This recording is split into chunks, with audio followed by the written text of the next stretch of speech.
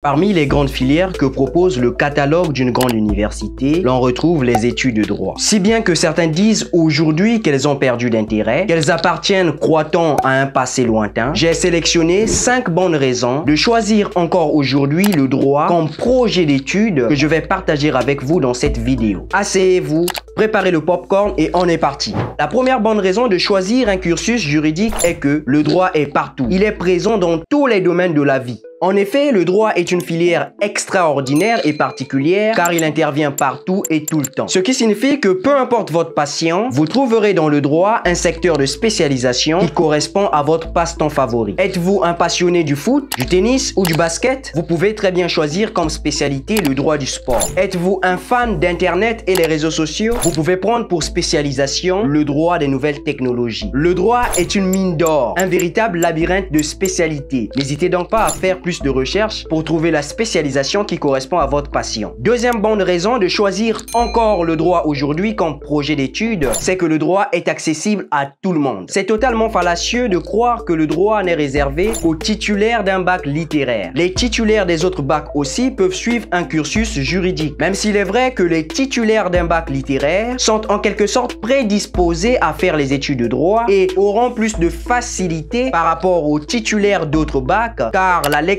et la rédaction n'ont plus aucun mystère pour eux à cause de l'habitude. Cependant, cela n'exclut en rien une capacité d'adaptation aux titulaires des bacs comme scientifiques ou techniques à la lecture et à la rédaction. Après tout, on est à l'université. Ceux qui réussissent sont ceux qui ont une capacité d'adaptation. Pour la petite histoire, je connais personnellement 5 condisciples titulaires des bacs scientifiques qui sont à la faculté de droit avec moi et qui s'en sortent plutôt pas mal. Troisième bonne raison, c'est que le droit développe en vous un esprit d'autonomie et de cohésion d'équipe. En effet, l'adaptabilité est un trait caractéristique de tous les juristes. Un bon juriste sait s'adapter en toutes circonstances. Il sait travailler en toute autonomie et avoir des résultats impressionnants s'il est emmené à travailler seul, tout comme il a la parfaite maîtrise du travail d'équipe. Généralement, les juristes travaillent par moments seuls dans leur bureau ou cabinet et par moments, ils travaillent en équipe pour décoincer un problème complexe. C'est le cas des avocats, des magistrats, des huissiers et bien d'autres professionnels du droit. Quatrième bonne raison, c'est que le droit vous aide à développer des compétences transférables. Par compétences transférables, j'entends des compétences susceptibles d'être affectées dans d'autres domaines non juridiques. C'est le cas en marketing, en journalisme, en management, en gestion de ressources humaines et bien d'autres. Grâce au droit, vous allez développer des compétences qui feront de vous un excellent manager si jamais vous décidez de travailler dans le domaine managérial. Vous développerez également des compétences dans le domaine journalistique grâce à la verve oratoire. Tout compte fait, le droit fera de vous un intellectuel accompli en développant votre esprit critique, votre acuité d'analyse, de synthèse, de compréhension de l'expression orale et écrite. Le bonheur vous attend à la fin de votre parcours juridique.